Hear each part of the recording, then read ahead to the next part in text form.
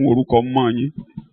We give praises and honor and glory to your holy name. A lè fi gbogbo ẹnu sọ pé ẹ̀yin ló kà wá yẹ láti wá jọ́sìn. We can absolutely say that you were the one that counts us worthy to come to Kí worship àwọn ọmọ before rẹ̀ you. dẹ̀ lè láǹfààní àti gbọ́ wa. That your children might have privilege of listening to you. Ìyẹn ni pé ẹ kúkú jẹ́ kógun ó ja gbogbo àgbáyé. In other words, you didn't cause war in the whole Tó world. bá jẹ́ ogun ni àní lè máa sọ̀rọ̀ sínú fọ́nrán. If it has been war, no one will have privilege of communicating this way. Bí a ṣe ń sọ ní gbogbo ìgbà ọkàn wa balẹ̀ pé ire ló wà lọ́kàn yín fún ìjọ. We are rest assured that you have a good plan for your church. A tún dé lónìí láti wo Bíbélì ká kọ́ra wa. We have come again today to Ọlọ́run look into the ẹ̀mí mímọ́ Bible tó and teach jẹ́ olùkọ́ni ourselves. You wá are kọ́ the wa. great teacher. Teach us. Jẹ́ kó yé wa. Cause us to understand. Jẹ́ kó yé wa. Cause us to understand. Jẹ́ kó mètè ọkàn rẹ̀ jáde. Let it bring your plan and Kó purpose. pèsè wa fún bíbọ̀ rẹ̀. So prepare us for your coming. Ní orúkọ Jésù ni mo gba àdúrà. In Jesus' name I pray. Àkòrí tí mo ló máa gbà wá tó ọ̀sẹ̀ mẹ́ta Topic I have researched for lórí about ṣíṣọ́nà 3 weeks. àti ìmúra sílẹ̀ fún bíbọ̀ Jésù Olúwa. The preparation for the coming of the Lord Jesus Christ. Eléyìí tí mo sọ pé jẹ́ kí bíbọ̀ Olúwa kó bá ọ gẹ́gẹ́ bí ọmọ ọ̀dọ̀ rere kì í ṣe bí ọmọ ọ̀dọ̀ búburú. Titled, Let His Coming Find You a Good Servant and Not an Evil One. A ti lo ọ̀sẹ̀ méjì lórí bíbọ̀ rẹ̀ lórí ọmọ ọ̀dọ̀ rere. We've used 2 weeks on the wicked or evil servant. Ìyẹn ni pé ipa tí ọmọ ọ̀dọ̀ rere máa sà. Nǹkan tọ́lọ́run ń retí téèyàn fi máa jọmọ ọ̀dọ̀ rere àti wo ní ọ̀sẹ̀ méjì. We will look at the features or the role to be played for one to qualify as a good servant. Àpáyà tí a wò lónìí ó so mọ́ ti ọmọ ọ̀dọ̀ búburú. The aspect we will view today connects with the evil servant. Òjíṣẹ́ Ọlọ́run Matthew Henry ó lo èdè kan ní èdè Latin tó túmọ̀ sí pé ohun tó bá dára jù tó bá wá bàjẹ́ á wá burú jù gan. Matthew Henry interpreted from Latin that the vilest of creatures is a wicked man. Continue. You will read it in your language there. And the vilest of man is a wicked Christian. And the vilest of them a wicked minister. That is corruptio optimi est passima. That is the Latin word. Meaning, what is best when corrupted becomes the worst. Ọlọ́run ní jẹ́ ká burú jù pátápátá. May we not be the worst in Jesus' Èdè tó ń mú name. jáde ń bẹ̀ ni wípé bí Kìrìsìtẹ́nì bá wá bàjẹ́ á burú jáì. That if a Christian got mad or spoiled, he will be worse than an infidel, an unbeliever. Pé ìyẹn ló burú jù. Ó wá ní ìbàjẹ́ tó dé bá wọn wòlíì Jerúsálẹ́mù tí wọ́n fi dèèyàn búburú pé wọ́n burú jáì gan wọ́n fẹ́ẹ́ dèṣù kalẹ̀ pátápátá. That such kind of vileness or wickedness fell upon the prophets or priests of Jerusalem to the extent that they became highly devilish. Jeremiah orí kẹtàlélógún kódà tá a bá wo gbogbo Jeremiah 23 yẹn bí ẹni gẹ̀gùn bí ẹni ṣépè ni wòlíì Jeremiah ń bá wọn wòlíì Jerusalem sọ̀rọ̀ ẹ wo ẹsẹ̀ kẹrìnlá péré. Jeremiah chapter 23 verse 14. Èmi ti rí ìríra lára àwọn wòlíì Jerusalem. Bẹ́ẹ̀ni. Wọ́n ṣe panṣágà, wọ́n sì rìn nínú èké, wọ́n mú ọwọ́ olùṣe búburú le tó bẹ́ẹ̀ tí kò sí ẹnìkan tí ó yí padà kúrò nínú ìwà búburú rẹ̀. Panṣágà kan ń sọ níbẹ̀ yẹn yàtọ̀ sí ti ara. Àwọn gan ni abòrìṣà tó burú jù. Ẹni bá wá ń ṣe búburú wọn á máa encourage ẹ̀ kó máa ṣe búburú lọ. Wọ́n ń fún ní agbára pé búburú gan ló dáa jù. Ṣé o pé yẹn ti burú jáì?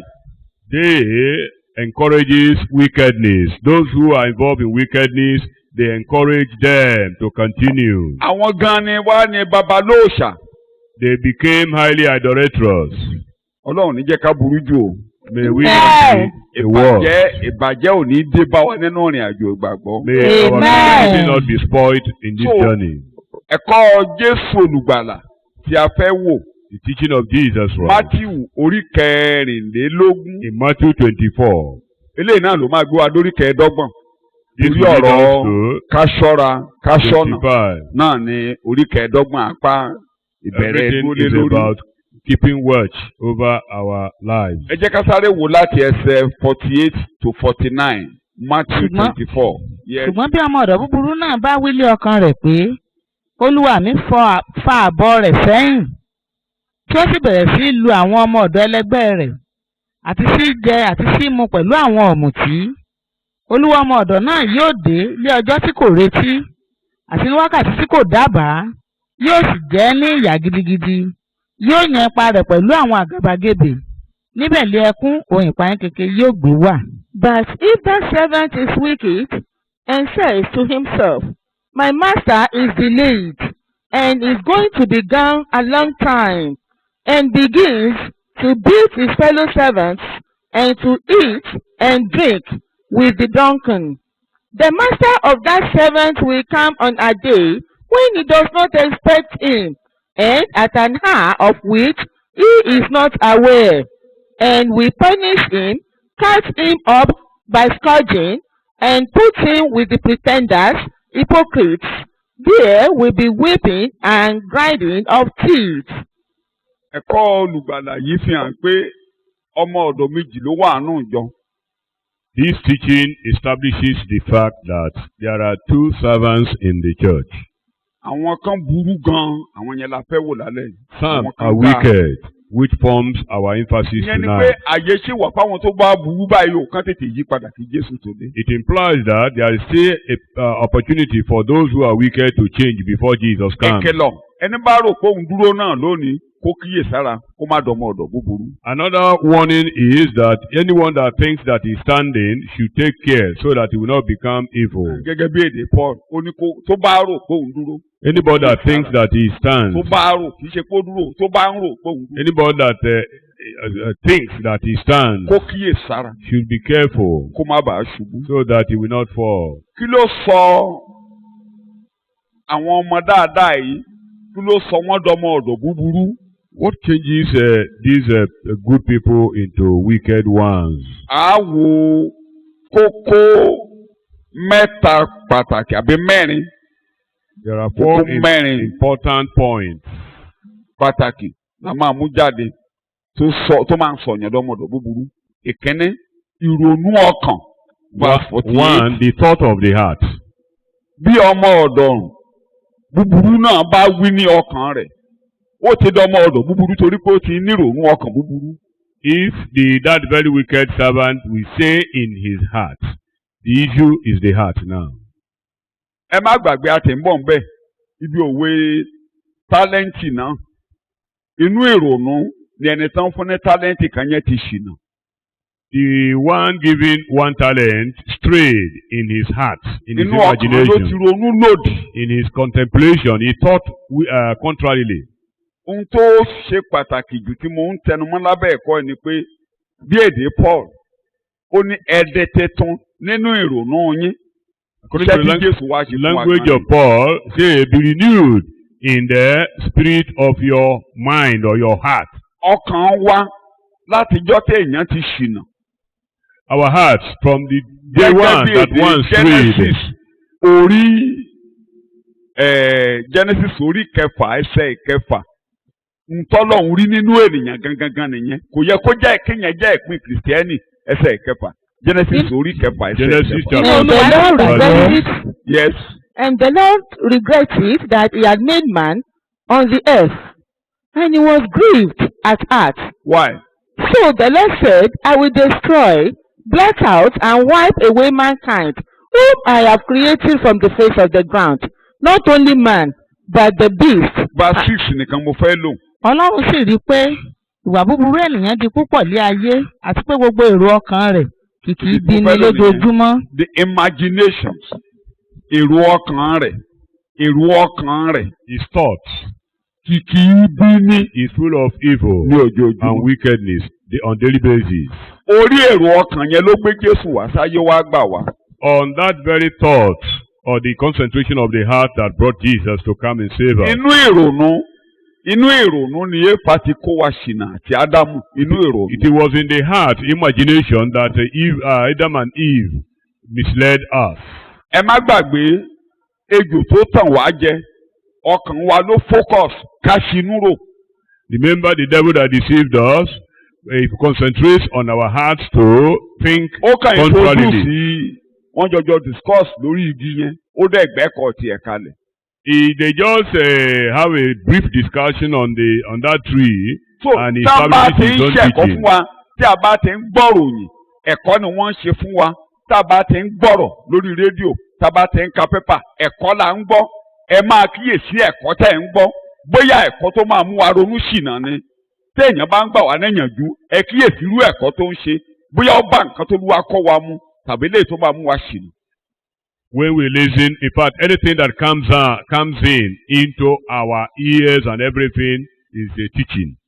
But we have to examine them whether such teachings will establish you or will mislead you or lead you astray from following the law. Gbogbo ohun tẹ́ ẹ bá ń gbọ́ orí orílẹ̀-èdè sọ̀rọ̀ ni o ẹ̀ ń gbọ́ advertisement ni o ẹ̀ ń gbọ́ kẹ́nẹ́kan ni o wọ́n ń kọ́ wa lẹ́kọ̀ọ́ wọ́n ń kọ́ wa lẹ́kọ̀ọ́. Every utterance that crosses our mind or comes to our hearing, I has in mind to teach us. Mo ti lo ìrírí kan níwájú ẹ̀yin ọmọ Ọlọ́run rí nígbà tí mo wà ní ọ̀dọ́. I usually refer to a particular experience while I was young. Mi ò tí ì gba Jésù nígbà yẹn. I have not received Jesus then. Mo wà lọ́dọ̀. Mo máa ń gbọ́ rédíò dáadáa ńgbà yẹn jù báyìí lọ. I did listen to radio broadcast. Àwọn tó máa ń sọ pidgin English yẹn mo like ẹ̀ tán bá ń sọ gan mo like bọ́n ṣe ń sọ. I like those people who jingles or advertises with pidgin English. So wọ́n wá ń ṣe jingle advertisement Camoquin be medicine for malaria fever. They jingled on Camoquin as an antidote to malaria. 3 tablets of Camoquin, bam, will drive malaria. Oh! That when you take 3 doses, malaria is gone. Wọ́n dẹ̀ ti ń sọ lemọ́lemọ́. And they've been saying that, and that have been sinking to my memory. Ọjọ́ kan mo wá rí i pé mo níbà. One day I had malaria. Mi ò lọ ọ̀dọ̀ dọ́kítọ̀ kan fún mi ní oògùn malaria. I didn't even go to doctors for prescription. Mi ò tiẹ̀ lọ ọ̀dọ̀ pharmacist bá pharmacist bá ràn mí lọ́wọ́. No pharmacist.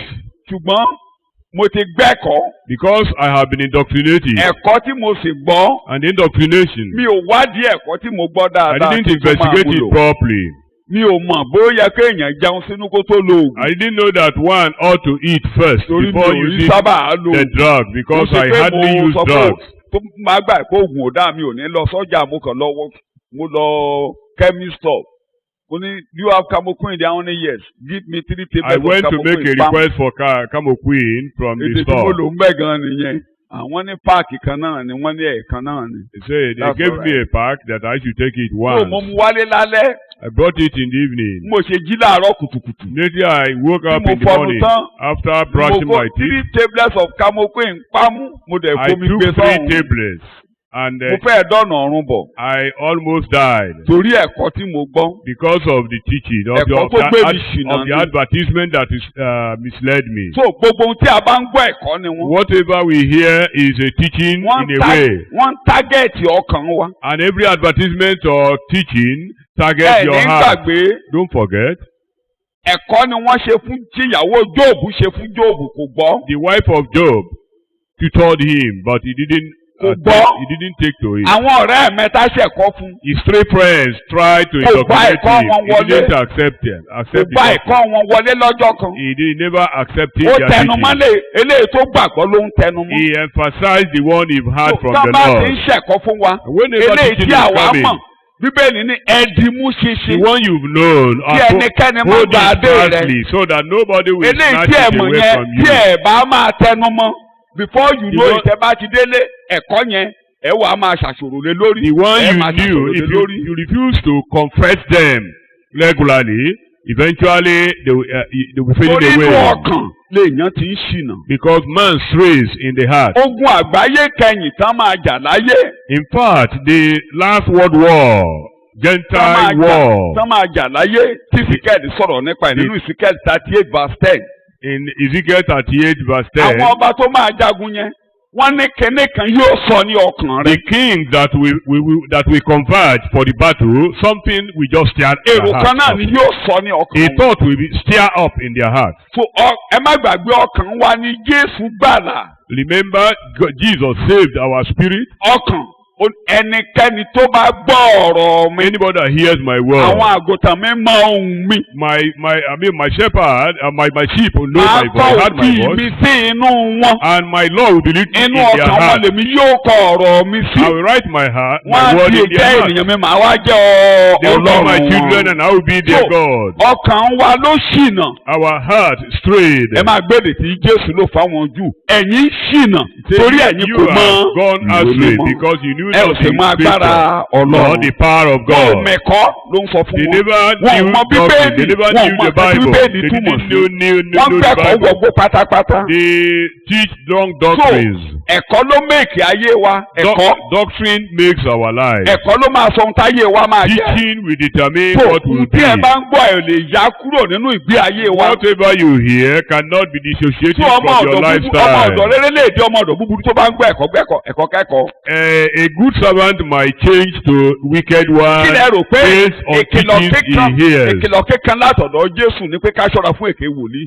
torí ẹ̀kọ́ ni. Jesus emphasized that we should be careful about false prophets àwọn because of àpọ́stélì teachings. bí ẹni sọ àyájọ́ ìpè ni wọ́n ṣe ń sọ̀rọ̀. Even the apostles, they were out. They were in opposition to Pétérù wrong ni doctrines. ó ní wọ́n parun pátápátá. That every wrong doctrine Paul ní teachers, ikú heretic wọn ni teachers, Ọlọ́run wọn. will Paul perish. ní ẹ má dúró ní ìsọ̀ wọn. And Paul says they are buried at their food. Jòhánù ní tán bá ti We ń should bọ̀ not stay with tán bá ti them. gbẹ́kọ̀ọ́ wọn dání tí ẹ̀kọ́ yẹn ò bá ti sọ pé Jésù ó wá Ọlọ́run nínú ènìyàn ni tó wá kúkú oró fún wa.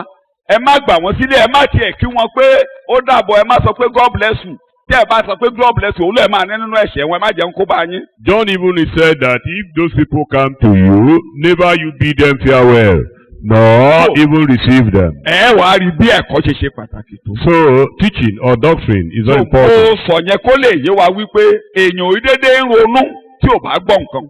What we're saying is that deliberation is upon what one might have heard. ọkàn wa dẹ̀ burú tẹ́lẹ̀tẹ́lẹ̀. And our heart was originally So, gbogbo evil. olùgbọ́ mi inú ọkàn yẹn lọ Ọlọ́run ti ń jèrè kì í ṣe agbárí la fi ń lọ sọ́run ọkàn la gbọ́dọ̀ yí padà ọkàn la My gbọ́dọ̀. hearers, your heart must be changed. It is not a kind of memorization. So èrò ibi ló ń sọ níbẹ̀ lójoojúmọ́. Evil thoughts springs up day and tí night. ọmọ ọ̀dọ̀ yá ronú nínú ọkàn rẹ̀ So ni this very wicked servant will think inú in his ọkàn rẹ̀ heart. ló ti máa ronú He will think in his heart. inú ọkàn ló ti máa ṣìnà. He will stray in his heart. lórúkọ Jésù ẹ ní ṣìnà nínú ọkàn o. May you not stray in your heart in So, Jesus' ẹ name. máa ṣe ìdárayá nínú ẹ̀kọ́ tí ẹ mọ̀ tí ẹ fi ń gbélé ayé yẹn. Exercise your spiritual life ẹ máa in ṣe the doctrine you've heard. níṣe corona yìí báyìí corona crisis yìí báyìí gbogbo oríṣiríṣi ẹ̀kọ́ ló ń fly into the air lórí During this time of coronavirus attack, so many Kódà doctrines àwọn kan fly lábòdì in ti the dé. air.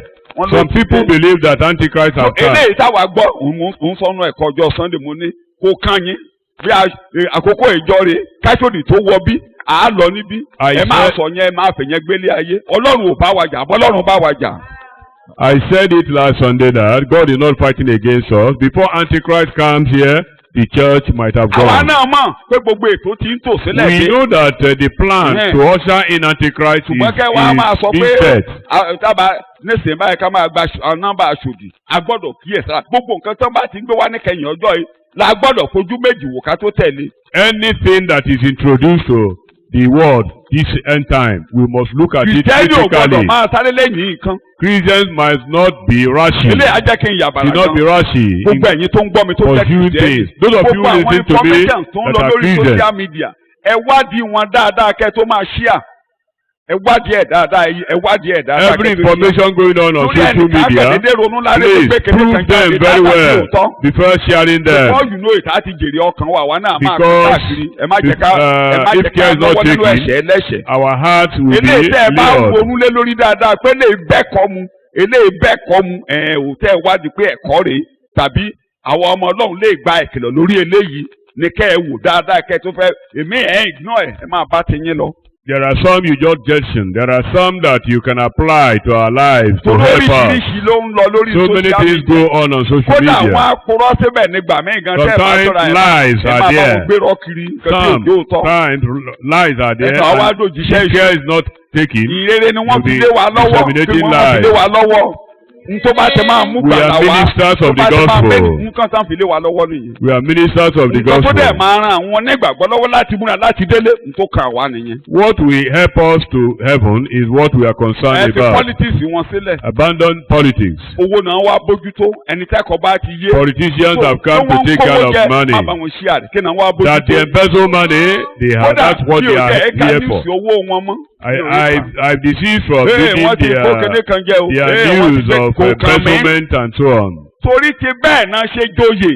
That's why they were bàbá wa appointed. pọ̀ ní owó ni wọ́n wá bójútó. They have come to take care of money, not of high lifestyle inherited from our gbogbo forefathers. tá a fi ń gbélé ayé kí la jogún ẹ̀. All those are our life pattern.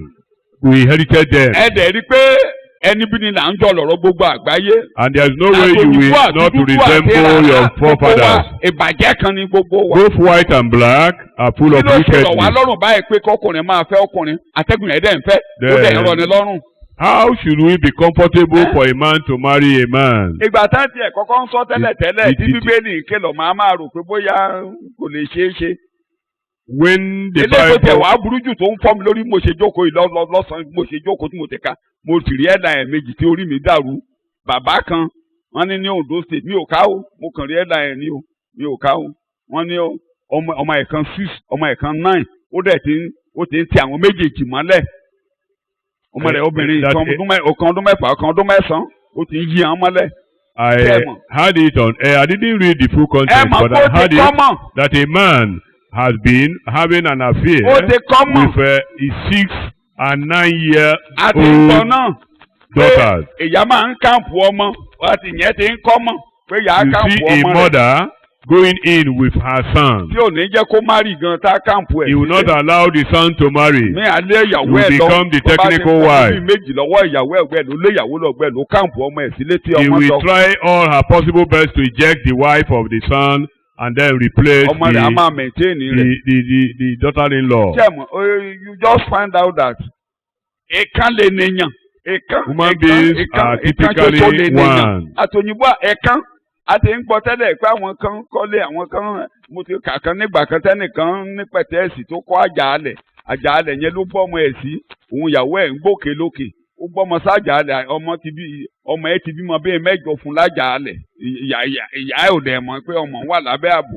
See a man that married both the wife and the daughter. No. The daughter was at the basement. ọmọ ara rẹ̀ ọmọ ara rẹ̀ tó ṣòun gangan ló bí. His own daughter. bíi pé ṣe ló rìnrìn àjò. àjàalẹ̀ ilé ẹ̀ ló gbé sí. òun àti ìyàwó mi ṣe I love you lórí òkè. ó mi yí ọmọ rẹ̀ mọ́lẹ̀ nísàlẹ̀ ìyá rẹ̀ ò dẹ̀ mọ́ pọ́mọ wa níbi tó In the underground house, the daughter was there. House there. So while the man and the mother of the daughter was upstairs. tó ń kèlọ̀ yẹn nínú òfin àwàdà lẹ́rù pọ́lọ́run dá. When God was instructing Moses in the law, that is an abomination. Nobody should commit incest. Anybody that commits incest should be burnt.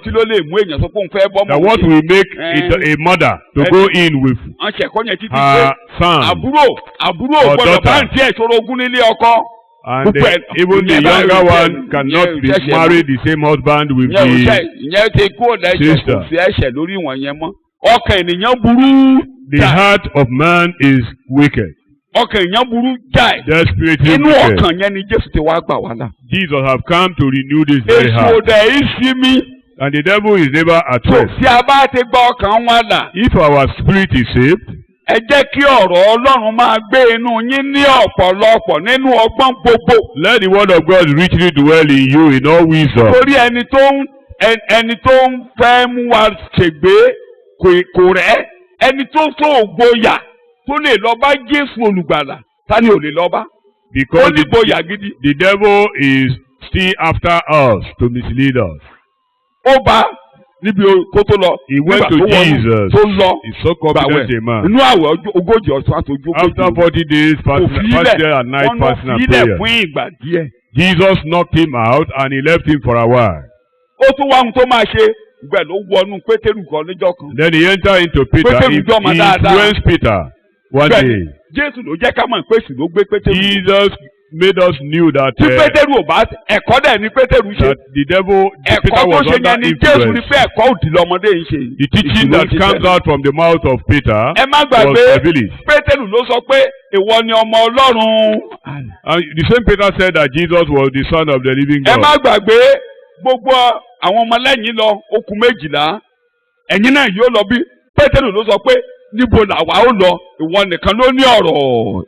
When after a teaching, strong teaching, other disciples went back except the 12. It was, and Jesus asked them, "Are you not going?" It was the same Peter that responded that, where else we go? You only one have the word of life. Ọmọ dáadáa yẹn èṣù wá rí pé that very good ó lè man. jẹ́ ẹ̀kọ́ mi náà. The devil knows that he will become Christ's representative. Yes, I can use it. Jerusalem. Jesus was fastened his eyes to towards Jerusalem. He taught them how he will be killed and rise again the third day. And Peter now says, we never die. Don't say that. Kí Jésù tó wá dáhùn pé torí bẹ́ẹ̀ ni ó ló mú sí ẹ̀gbẹ́ ó bẹ̀rẹ̀ sí ń bá Jésù wí wọ́n ló rí búùkù ẹ̀ ó ń bá wí. The Bible says he was rebuking Jesus, and Jesus silenced him, having known that the devil is under control. Say, you Satan, get behind me. Get behind me. Father, what you are saying belongs to man, not of God. Don't weaken my determination. So that was actually what Jesus came to do. If Jesus didn't snatch himself away from the teaching.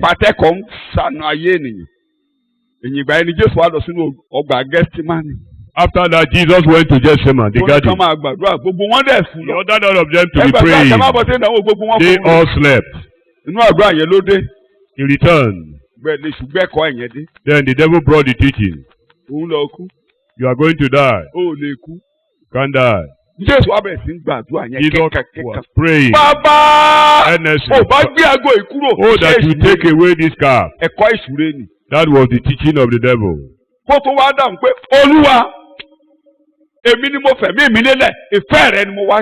But simultaneously, he countered the thought that will be done.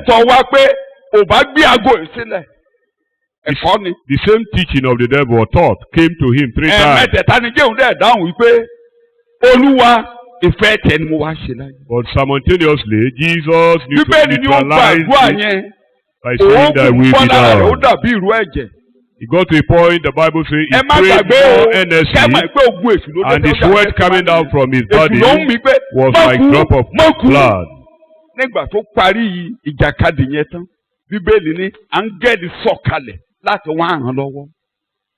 You should know that it was the devil that was underneath operating, trying to weaken his determination so as to withdraw from his mission. So, whatever you want to make use of your life, make your life, make use of your life. Controversy will rise. The devil will stand and try to weaken you. Immediately you take positive step to achieving it, the God of heaven will assist you. It is then that invisible hands will intervene. God knows the thought of the heart of man. May you not go astray in your heart.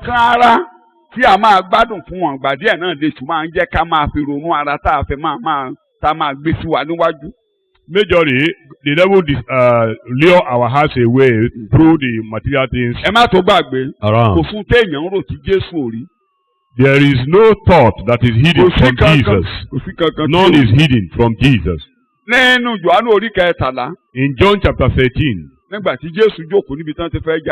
when Jesus was where they were about to take the Lord's Supper, The Bible says the devil inspired Judas Iscariot. Jésù ní ohun tó fẹ́ ṣe nì. Jesus said, that thing you want to do, do it on time. múra sí Be on kíákíá. time. Be fast.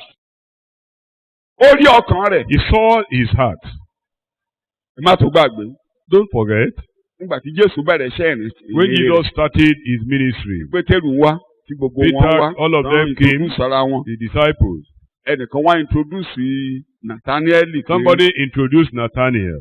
wá wo olùgbàlà mẹsáyà rẹ̀. Come and see the Messiah. Come and ohun rere see. kan a lè jáde láti Nẹ́sárẹ́tì. Then Nathaniel responded that can anything good come ẹni out tó of ṣà ń wà fún Nazareth? wá wò ó ẹni yẹn ò jẹ́wọ́ rẹ̀ wọ́n ní wá wò ó. The preacher persuaded him still. òun náà gbé gbèsè. And he took step and came. Jésù wá ń wò ó ní Why coming? Jesus called original him. Israelite. He said, Nathaniel, an Israelite. nǹkan tí Israẹli jẹ́ gidigidi ní Nathaniel gbé jáde yẹn ohun tó jẹ́ nìyẹn Násárẹ́tì kẹ̀. ọkùnrin tí ò sí ẹ̀tàn nínú A rẹ̀. man in whose heart there is no guile. so kò sí ọkàn tí Jésù ò rí. Jesus sees all hearts. so bí a ṣe ń jọ́sìn Ọlọ́run ń wo ọkàn wọn. As we serve God, God sees our heart. mo ń tẹnu mọ́ Let me èèyàn ò lè emphasize lè it. ṣìnà nínú ọkàn tẹ́kọ̀ọ́ ò bá wọlé o. Nobody can suddenly stray in the heart without mo tó the tẹnu mọ́ pé message. ìjàkadì ló máa fi borí ẹ̀kọ́ tó bá ń wọlé o ìjàkadì ni o tó o bá jẹ́ ìjàkadì ẹ̀kọ́ aborí o ẹ̀kọ́ ìṣù aborí ẹ̀kọ́ ìṣù aborí o. You are going to fight and wrestle with every Ìjàkadì information ni. coming to your heart. Otherwise, the teaching of the devil might prevail. so inú ọkàn lèèyàn ti ń ṣìnà lórúkọ Jésù In the heart, ẹ̀mí ṣìnà man nínú ọkàn. stray. They will not stray in ọmọ Jesus' ọ̀dọ̀ name. náà ń wí ní ọkàn rẹ̀ pé kí ló wí ní The ọkàn servant rẹ̀ said ìyẹn in gan ló his wá heart, burú jù pé olúwa mi ẹ bá mi padà síbẹ̀ ẹ bá mi padà síbẹ̀ à ń wo verse 48-49 kí ló olúwa mi fa bíbọ̀ rẹ̀ kò lè dé kò tí ì yá bẹ́ẹ̀ yẹn. he is trying to snub Oh, the yeah. coming of the Lord. Oh, yeah. Disbelieve But it. if the servant is wicked and says to himself, my master is delayed ọ̀tẹ̀ ń pẹ́ kò tí ì lè dé bẹ́ẹ̀ kì í. and is going to be gone a long jẹ́ ká time, ṣe fàájì díẹ̀. and begins to He beat was- his fellow servants, ẹ má èrò burúkú yẹn. and to eat and drink with the akọrin ẹ ló drunken. kọrin tí ẹ bá ìrántí. àìgbà gbọ̀bílá tèmi lóluwà owó ríbi rẹ̀ fún ìrànwọ́ mi. Ìṣàmà gbàdúrà ó ṣe ìrànwọ́. bẹ̀rẹ̀ fọlọ́dà mi ìfòyà tó rí. kéèyàn bá tẹra má dùn àbí Jésù ṣe lọ ní àdúrà yẹn àìgbàgbọ́ á wọlé o. If anyone doesn't pray as Jesus went into prayers, unbelief Tí a or dẹ̀ mọ̀ disbelief pé- will enter. a gbọ́dọ̀ gbanú ìnira kọjá. And we know a we're going gbọ́dọ̀ to pass gbanú through wàhálà stress kọjá. and tó ẹ má problems. jẹ́ kéèkì tàn yín. Don't be deceived by the devil. akọrin yẹn ti kọrin it's not an easy road. The songwriter What says, can we do an easy road. for many other than the way? It's not an easy road, but the Savior is with us. His presence is a joy every day. No, it's not an easy road. No, it's not an easy road. But Jesus was with us, and Jesus is a journey, and life is every every road. jẹ́ kí n ṣe léèlé lórí tí ìlérí bá ń pẹ́. If ó wà promise nínú delayed, ènìyàn. it is in man to be weary kí èrò ibi máa wọlé. of to entertain evil thoughts, contrary thoughts. tí ìlérí bá ń pẹ́. If promises delayed, ènìyàn á máa gbé ìgbésẹ̀. naturally human being ẹ má want to gbàgbé take contrary èrò steps. ọmọkùnrin yìí ló wà nínú gbogbo Ísírẹ́lì nígbà tí Ísírẹ́lì ń bọ̀ ní aginjù tí wọ́n fi lọ bá Mósè tí wọ́n fi yá ère. The thought of this man abound in the heart of the people of Israel while coming from Egypt when Moses delayed on the mountain. ó pẹ́ lórí He òkè. took idolatry. wọ́n ní Mósè ya àmọ́bìnrin àjò ẹ ṣe rí. When Moses delayed for Ọjọ́ 40 mélòó ló lò? days, he Ọjọ́ said, mélòó péré? this Moses, 40 days. we don't know what has And come at the about it. nick of time tó yẹ kí ó máa bọ̀ 40 days òun ti pé ó ti parí iṣẹ́ kó máa bọ̀ ló kù. Bẹ́ẹ̀ náà ni wọ́n gbé gbèsè tí wọ́n yá èrè wọ́n bẹ̀rẹ̀ sí í jó. Even they committed the error even why Moses have completed his mission on the mountain. Kí ló bá lọ́wọ́ Sọ́ọ̀lù ọba lé lórí? Ó kù díẹ̀ kí lè ríṣẹ́. Ó kù díẹ̀ kí lè ríṣẹ́. Dúró dè mí ní ọjọ́ méje mò ń bọ̀. At the 7th day ó kù díẹ̀ báyìí kí Samuel dé ni Sọ́ọ̀lù gbégbèsè tó lọ túbọ̀ ó lọ gba ipò àlùfáà ṣe ó sọra rẹ̀ dàlùfáà. Saul the king, he was instructed to wait for the prophet for 7 days. When to him the prophet was delaying, just the same day, in a matter of few hours, then he committed Bó ṣe the ń rúbọ crime. sábà ẹni Samuel dé. When he finished the sacrifice, Samuel came. Báwọn náà ṣe yá èrè tán báyìí tí wọ́n ń jẹ tí wọ́n ń mu ni bàbá ní àwọn aráalé ẹ̀ ti dábìrà. When they Àwọn finished aráalé rẹ̀ the idol, establishing the Àwọn idol, aráalé rẹ̀ God told Moses ni that Mósè sọ̀kalẹ̀ your lórí. children have committed Wọ́n ṣe dé wò idolatry. ó tí ẹ mọ̀. Moses came, Ó they ti wò didn't wọ́n. know. Fàájì ti wọ̀ wọ́n lára. Because they were eating and drinking Kódà and wọ́n ṣe playing. láti dúró báyìí. Moses too. Wọ́n láti máa pariwo. Ta ló fẹ́ ṣe Shouting. tolúwa? Wọ́n ò gbọ́ ẹ̀kọ́. Who will Ẹ̀kọ́ follow ò the gbọ́ Lord? ẹ̀kọ́. Who is on the They were Lord's already side? possessed. Wọ́n ò gbẹ́kọ̀. Wọ́n ò gbẹ́kọ̀. Bóyá torí pé wọ́n jára lé Mósè ni àmọ́. Now maybe the Levites were of the tribe of Ètò Levi. ayébáyé tọ́lọ̀ kódà same fúngbà tribe with torí ètò Moses. ayébáyé tọ́lọ̀ ń kọ lórí Mósè láti yí èpè burúkú tí bàbá ẹ̀ ṣẹ́ni lórí láti yí padà sí rere. Mo rò pé òun ló jẹ́ kí Léfì nìkan gbọ́ràn lọ́jọ́ yẹn. Maybe because of the pronounced curse on Levi by Jacob. Probably God Jacob wants ni to wọ́n use máa the tún wọn privilege káàkiri. now to change Wọ́n á tún everything wọn káàkiri. of evil in his Ọlọ́run life. dẹ̀ fẹ́ mú rere jáde ní. And God wants to bring something good from them. Bóyá torí bẹ́ẹ̀ gan lọ́lọ́run. Maybe because of that. Gbogbo ọmọ Léfì nìkan ló gbọ́ràn. All the Levites Àwọn yòókù obeyed. jíjó ìyá Others were busy Wọ́n dancing, mi jó. eating, drinking. Wọ́n gbẹ́kọ̀.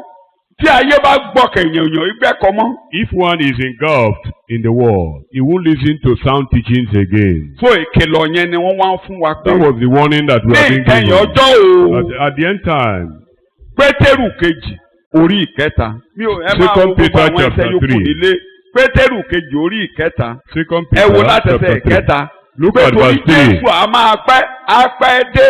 Tó bá pẹ́ dé a máa ronú lòdì. Ẹ ṣọ́ra fún ìrònú lòdì ó ń pẹ́ o. Because Yes. Jesus will appear To again. begin with, you must know and understand this. Kí ẹ kọ́ mọ èyí pé ní ìgbọ́jọ́ ìkẹyìn àwọn ẹlẹ́gàn yóò dé pẹ̀lú ẹ̀gàn wọn. Wọ́n máa rìn nípa ìfẹ́ ara wọn. Wọ́n sì máa wí pé níbo ni ìlérí wíwá rẹ̀ gbé wà. Ẹ̀rí báyìí wọ́n á máa wí pé níbo ni kíní wà. Those who are questioning, those who question the Bible, anybody questioning doctrine, questioning the basic things of which you believe. Ẹ má fojú rere wò wọ́n o, ẹlẹ́mìí èṣù ni wọ́n o. Tọ́ bá ti ń query nǹkan tẹ́ ẹ gbàgbọ́, ẹ má fojú rere wò wọ́n o, ẹ má dúró nísọ̀ wọn o. Anybody after hearing the word of God that continue to alter them or to query them or question them, don't be a company to Ó them. ní ìlérí wíwá rẹ̀ wá. If you started Láti asking, ìgbà tí where àwọn are bàbá the ti sùn? promises of his Ọ̀dà coming? ẹ gbọ́ báyìí. Ẹ máa Ohun gbọ́ báyìí. gbogbo ń lọ Ẹlẹ́sìn tí gbogbo rẹ̀ kàn mí dàrú. bí wọ́n ti In the wà. current time, Ẹ ń sọ pé Armageddon ń bọ̀. you Ẹ say gbogbo ayé dá a sí. the whole world Ẹ is gbogbo ayé dá a sí. Armageddon, they are Àbáyé ò going to dá a the sí. war. They will begin to convince you that world is getting better Torí ayé and ń dá a better. sí náà ni a fi ń ṣẹ̀kọ́ orí fọ́nrán báyìí. So because the world is getting better, that's why we are Gbogbo eléyìí communicating tí a on ń ṣe air báyìí tí to gbogbo ayé ń gbọ́ wáyé. heterogeneous Ayé dá a sí. audience. Ayé ń dá a sí. Ẹ̀yin náà mọ̀ ẹ mọ̀ pé Skype ti wà Zoom ti wà gbogbo ẹ ti wà. So in your room you can Skype, you can Zoom anywhere, you can do anything. Àbáyé ò dá a sí. Technology has tried a lot to narrow down the world. Wọ́n lè kó 5 million sínú àpò ẹ nínú yàrá ẹ̀. 5 million naira can be transferred into your account in your room. O lè máa Vice rajà, versa. o lè rajà nínú yàrá ẹ̀. You can negotiate and buy goods in your Wọ́n á room, kàn wá gbé síwájú ilé rẹ̀, wọ́n á wá and kọjá. those goods will be supplied you Àbáyé ò dáa. in your house. Ẹni tó ń rajà lọ́wọ́ ẹ̀ ò ní ìdí àti rí sójú. The person selling to you, you don't need Ọ̀pọ̀lọpọ̀ ẹ̀yẹ lọ́jà to. báyẹ̀ ẹ̀ mọ kọ́sítọ́mà yín. You don't Bóyá need lójú to ìdílé see the rí customer. wọn sójú. Many of you might not even know your customer. Tó bá àwọn One àwa on já one. ọjà fún ọ, òun náà rówó nínú àkáǹtì But àdópa if ìjọ. the good as your supply, then you transfer their money to the Rọ́bọ̀tì, account. wọ́n ti gbé rọ́bọ̀tì gan á ṣe ọ̀ṣà, rọ́bọ̀tì gan lè ṣe. Robots have been trained for domestic use. Òfin tí rọ́bọ̀tì iṣẹ́ tí kòrónà dé báyìí, wọ́n ti kó rọ́bọ̀tì. This corona Wọ́n ti kó àwọn period, rọ́bọ̀tì kan tó ń ṣe test. Kenya ti kó àwọn rọ́bọ̀tì kan kíákíá ni test kòrónà ń yá. Rọ́bọ̀tì ló máa test. even in Kenya, robots have been involved in testing Yẹ̀yẹ́. coronavirus Wọ́n á in máa fún wa Kenya. pé ṣé ayé ń dá a sí. I think the world is getting better. Ohun tá a fi mọ̀ pé ayé ò dá a sí ni pé ìwà búburú ènìyàn ń di púpọ̀ sí ní. Ojoojúmọ́. And then why we know that the world is not getting better is because the neutralizer is there. Wickedness. Ẹnìkan á dìde lónìí, Wickedness. á lóun fẹ́ gbági mọ́ ìwà ìbàjẹ́ lórí. Òun gan-an ó gbé agbádá àti ṣòkòtò àti pátá ìwà ìbàjẹ́ wọ̀. Somebody might try to be an advocate of righteousness while he himself is thinkingly evil. Pàápàá lórílẹ̀-èdè wa gbogbo àwọn tó náà fẹ́ Particularly in this country. àwọn gan olórí corruption. Those who claim to fight corruption Ẹni tí wọ́n rò pé kò ní are even- kówó. are even Nepotic. advocate of corruption. Tó jẹ́ pé àwọn èèyàn rẹ̀ nìkan ṣoṣo ló ń kówó sí lápò. And the one that Àwọn claims yẹn dẹ̀ ń to kówó, wọ́n á gbójú be sẹ́gbẹ̀ẹ́ báyìí. nationalistic Wọ́n fight corruption. is highly nationalistic, So ayé tribalistic. bí ẹ tún gbẹ́ lòmíì ṣe bẹ́ẹ̀ the same. You put another person there, it's the same Kódà thing. gbogbo ayé gan láìkí ẹ̀ tí wọ́n bá dédé yan ara ilé ẹ̀ báyìí síbi iṣẹ́ ìjọba tí ò bá pín owó fún ẹ̀ wá ní ẹ̀pà ló lọ́ọ́ tà ń bẹ́ẹ̀ tiẹ̀. So if your family member is employed in a particular setting, every family wants that person to embezzle almost all the money there. Ojoojúmọ́ làwọn èèyàn wa máa tò níwájú ilé ẹ̀ láti gbowó. And every day people will queue in front of your house to collect money. Níwájú ilé ẹ̀ láti gbowó. Money they never labored for. Bó ló ṣe ẹni bí ò bá jalè bó lẹ́tí fẹ́ kó lówó tó máa pín fún yín lójoojúmọ́. If he doesn't steal money, where will he get money to give you? Àwọn aráàlú gan fẹ́ kẹ́ńjọ jalè lọ kó tiẹ̀. Even your family, your village, So everybody. we want you to go and steal and bring their own part of the Nígbà tá a cake. wà ní grammar school, wọ́n nítorí pé Yorùbá kòwé pé ẹni gbépo lájà kò jalè bí kò sẹ́ni tó ṣe kéne. Ó gba ẹrù olè ó tà á ni wọ́n gbé sẹ́wọ̀n sí nígbà yẹn. Sọ́tún lè gbé hàn sẹ́gbọ̀n bẹ́ẹ̀. Somebody that bought good from a thief Wọ́n was in korúkọ ẹ̀ lọ́rẹ̀ prison dẹ́yìn nígbà yẹn. Wọ́n ló gbé because ẹrù olè. he's Ó ṣẹ̀wọ̀n under a ìgbà severe yẹn ìlú tí ló fi penalty. ìlú tí ló fi ṣùgbọ́n lónìí ẹ mọ̀ páyé ò dáa ìlú ò ló fi. Today there was no practical law ruling in the country. Ẹ rí i pé kò tó fi. No law. It can only work on common people. Bó o pànìyàn báyìí wà lọ lọ́fẹ̀ẹ́ kó To jẹrin kill and eat human flesh, wà láyé ń dá. you can go free. So kí ni mò ń tẹnu mọ́ kó yé wa dáadáa? Ayé ò dáa o. The world is not good. Wọ́n wá ṣẹ̀kọ́ The world is evil. ẹ jẹ́ ká gbádùn ayé gbogbo nǹkan ló lọ déédéé. People will tell you, let us enjoy the world. Kò lè Jesus dábẹ́ yẹn. cannot come like that. Yàtọ̀ síyan Cannot oríṣiríṣi come ọ̀nà ni early. àwa ọmọ Ọlọ́run fi lè ronú ẹlòmíà ní kò tí ẹ̀ ti lè débẹ̀ yẹn. Ó gbúdọ̀ mi ò ní kó má kọ́lé o. I'm not Èmi saying náà you should not kọ́ o. build a house. Mi ò ní kó má lọ school. Ẹ má I'm ṣe not bàrà saying you should not Tẹsalóníkà. go to school. Ẹ máa ṣiṣẹ́ Olúwa lọ. Do Ohun the tó bá work yẹ of kẹ́ ẹ God. ṣe ẹ ṣe. Ṣùgbọ́n ẹ má wàá sọ And pé be involved in- Olúwa ti pẹ́ kẹ́ ẹ wá fiṣẹ́ Olúwa sílẹ̀ kẹ́ ẹ máa lé owó lọ. Don't do that. Don't do that. Don't postpone the work of God or don't procrastinate as if you are God Tọ́lọ̀ bá ti yourself. fi sí ọlọ́kàn Continue to do what God says you do. Ṣé o? Whatever you Má are to sọ do pé for Olúwa ń sọ pé God, bọ̀dọ̀ do. sẹ́yìn. Olúwa ṣe máa gbà mí Don't think that God is Rárá o, delaying. don't say that o. Don't Irú think, èrò tó kó bọ́mọ yẹn nìyẹn. don't think that God is delaying. Irú èrò yẹn ló dẹ̀ ń wọnú ọ̀gọ̀rọ̀ nínú ṣọ́ọ̀ṣì lónìí. The thought is entering into many churches today. Ó ń wọnú àwọn ọ̀dọ́ lónìí tó ń wọnú They oníkàlùkù believe lónìí. entering Èrò into yẹn youth gẹ́gẹ́ ló ń jọba nínú ìjọ lónìí. Tí wèrè Same wọnú ìjọ wà spirit wèrè wọnú ìjọ wà wèrè is wọnú àwọn ruling in the church. There is technical insanity in the church. wèrè oníkálukú gbá wèrè wọ́n fi iṣẹ́ ìrere kalẹ̀. Everybody, they abandon the ministry and pursue money. kò tí lè dé bẹ́ẹ̀ yẹn kò tí lè dé bẹ́ẹ̀ yẹn. Jesus cannot come now. a dúró torí pé o fẹ́ kọ́lé. So are you saying that Jesus will wait for you till you build your house? gbogbo nǹkan wúrà ó bí wọ́.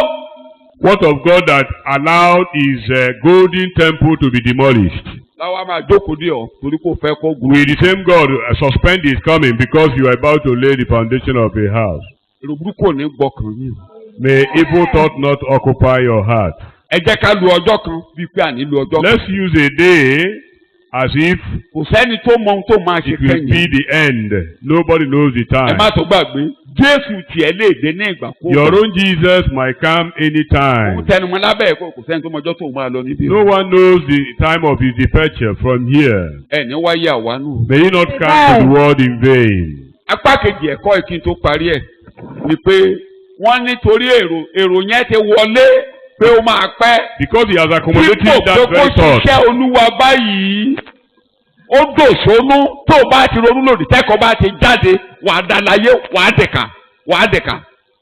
Immediately you absorb, you conclude that though Jesus is coming but not now, then that will give you wọ́n ló chance bẹ̀rẹ̀ sí lu to become wicked. ẹ máa kà kókó mẹ́ta mo fẹ́ sáré mú jáde kíákíá níbẹ̀ ó yá ẹ kà jáde. That's verse 49. Yes, Matthew 24. tí ó sì bẹ̀rẹ̀ sí lu àwọn ọmọ ọ̀dọ̀ ó ẹlẹgbẹ́ bẹ̀rẹ̀ sí rẹ̀ lu àwọn ọmọ ọ̀dọ̀ ẹlẹgbẹ́ rẹ̀. àti sí jẹ àti sí mu bẹ́ẹ̀ni. pẹ̀lú àwọn ọ̀mùtí. olúwa ọmọ ọ̀dọ̀ náà yóò dé ní ọjọ́ tí kò mo fẹ́ mú retí. jáde ti jáde ẹ má gbàgbé gbogbo àwọn ẹni tó bá ti gba Jésù nù ṣọ́ọ̀ṣì tá a jọ ń ṣiṣẹ́ Ọlọ́run àìdá ò jẹ́ oníwàásù o ò jẹ́ yorùbásíà o ò jẹ́ akíbíṣọ́ọ̀bù dọ́ndọ́n o ò jẹ́ kinní kan pòpò o alábàáṣiṣẹ́pọ̀ ni gbogbo wa jẹ́. Anybody in the church is full of co-ministers or co-fellows. ẹ wo iṣẹ́ tá à ń ṣe lọ́wọ́ ìbáyìí tá à ń gbé sórí ìkíni. Look at what we are ṣé doing now. èmi nìkan ló mi ṣe. Is it only the preacher that is involved? àwọn kan ti wá gbábi tá a lò yìí. Some have come to sweep this place. akọrin ló ń kọrin yẹn.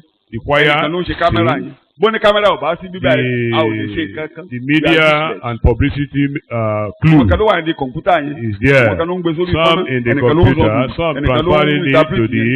àwọn kan wà lórí ẹkún wọn báyìí tán gbàdúrà yìí. Some are praying about it. ẹnìkan ló ń ṣe àwọn kan ní ò jẹ́ kébi pamí tán ní ká gbà Some provide food bí for me. kòrónà ṣe ń lọ àwọn kan ló ń fowó sílẹ̀ tá ń rówó ra bátìrì àrówó ra nǹkan pẹ́pẹ́pẹ́ Some tá ń lò. donate money to buy things. alábàáṣiṣẹ́pọ̀ quality We are kìíní co-workers. orí ìkẹta ẹsẹ̀ ìkẹsàn-án. 1 Corinthians Ẹ̀sìn yẹn chapter sọ́kàn. 3 verse 9. alábàáṣiṣẹ́pọ̀ ní gbogbo We wa. are all co-workers. nítorí alábàáṣiṣẹ́pọ̀ pẹ̀lú Ọlọ́run ni àwa. bẹ́ẹ̀ni ọgbà Ọlọ́run ni yín. alábàáṣiṣẹ́pọ̀ èdè tí mo fẹ́ lò nìyí. We are co-workers. orí kẹfà quality kejì orí kẹfà ẹsẹ̀ ìkíní mo tó fẹ́ kémi 2 Corinthians chapter 6 verse 1. alábàáṣiṣẹ́pọ̀ ni wọ́n. ǹjẹ́ bí alábàáṣiṣẹ́pọ̀ pẹ̀lú rẹ̀. gẹ́gẹ́ alábàáṣiṣẹ́pọ̀ pẹ̀lú Kristi ẹ má gba orí ọ̀fẹ́ Ọlọ́run lásán. èdè tí mo Don't fẹ́ lò. Wá receive bẹ́ẹ̀ the yín grace kí ẹ of má God ṣe in tọrọ vain. ọ̀fẹ́ Ọlọ́run alábàáṣiṣẹ́pọ̀ lásán. ní gbogbo wọn. We are co-workers. ẹ wo èdè tí Jòhánù lò nígbà tó bọ́ sẹ́lẹ̀kùtù Pátímò. Look at language Jòhánù used by tó ń John fún ẹsẹ̀ in Jésù the tó island jẹ́. of Patmos. jẹ́ kí mi pè ní first apostle general apostle call it anything tó bá fẹ́ pe apostle tiẹ̀ lókèlókè ìtàn Jésù ló ń fún apostle call it acclamation. Always rest on Jesus' thigh. ọwọ́ rẹ̀ gan ni pété So mi you ti ń can béèrè call béèrè him high apostle or any apostle. ẹgbẹ́dẹ̀ tó lò ó lè mi arákùnrin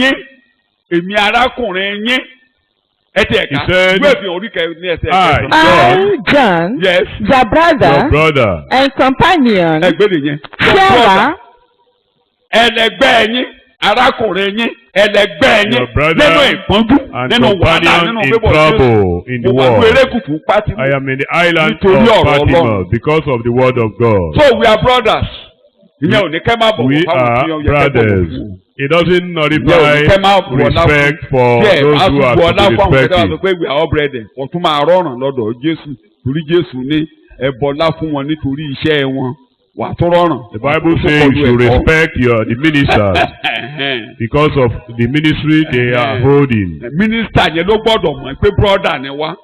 The minister must know that ṣùgbọ́n o they gbọ́dọ̀ are bu ọlá blessed. fún nítorí oore You ọ̀fẹ́ will tọ́lọ̀ give fún him sínú ayé rẹ̀. the honor because of the grace of God in his life. kódà o tún gbọ́dọ̀ bu ọlá fún gan torí pé ó jẹ́ arákùnrin. You must also, for mere being a brother, you have to respect because you are born again together. Ẹ̀pọ̀ àwọn tó dàgbà ẹ̀pọ̀ wọn ní mọ̀mọ́. The aged one call them mother. The aged male call them father. Àwọn arákùnrin broda lágbájá call them brethren. Ó bá dẹ̀ tó yá sọmọ rẹ̀ dá alàgbà. Tètè yóò padà. Ẹnu ẹ̀gan ní kàn jẹ́ yóò tètè máa wọ́n láti tètè máa pọ̀ ọmọ ẹ̀gan ní pásítọ̀ nulẹ̀ tí wọ́n bá ti sọ de pásítọ̀. If your child is a pastor, call him pastor even at home. Mo máa ń sọ. I do tell Gbogbo ìgbà tí ìyá mi wà láyé. While my mother was alive. Nígbà tí tó ti yé, kò tí ì sọ pé Peter lọ́jọ́ kan rí. He never called me my first name. Kò sọ pé Peter. He never called me my first name. Bọ̀dá mi kan lọ sùkú ẹ̀ láìpẹ́. Tẹ́lẹ̀tẹ́lẹ̀ a ní ṣe Peter. Nígbà tó bá ti ní wá lọ́wọ́ àtúnṣe pé kó wá sí church. One of my deceased brother in the recent time. Before then, he normally called me Peter. Nígbà tó bá Jésù pàdé. But when he encountered Jesus. My pastor. Mo máa ń bẹ̀ ni. He said my pastor. Bá lọ ilé ẹjọ́ mi. I go to his house. Ó lè gbọ́ ara omi fún mi. A ní òun ló máa rárá o bọ̀dá. He will like to carry whatever he gives to me. Kò ní gbà mi àjọjọ pé mọ́ra lọ́wọ́. He will not allow it. You are my pastor. I must serve you. Then he will carry it for me. You are my brother. I must serve you. So mo ń bu ọlá fún torí ọjọ́ orí ẹ̀. Òun náà ń bu ọlá fún torí àná ẹ̀. Because of his age. Ẹ̀bùn ọlá fún wọn kò torí ọjọ́ orí wọn. All of us give honor to ourselves. Because of age or ọ̀wọ̀ díẹ̀ ní ara ń fa ẹ̀bùn ọlá fún ní kálukú. Everybody deserves honor. So ṣùgbọ́n ẹ má gbàgbé o. Don't forget we are. Kí ni mo wá tẹnumọ́ níbí bí a ṣe jẹ́ arákùnrin yẹn ẹni tó bá ti gbèsù láàyè tẹ̀rù burúkú bá ti wọnú ọkàn rẹ̀. Anybody that accommodates the devil's thought. Tó bá ti múra sí pé Jésù máa bọ̀. Inú a máa bí. Anybody that advocates the coming of Christ will provoke. Tọ́ bá ti rí ẹni tẹ́mi mímọ́ bàdé tó ń fòótọ́. We see anybody that tells the truth under the Holy Ghost.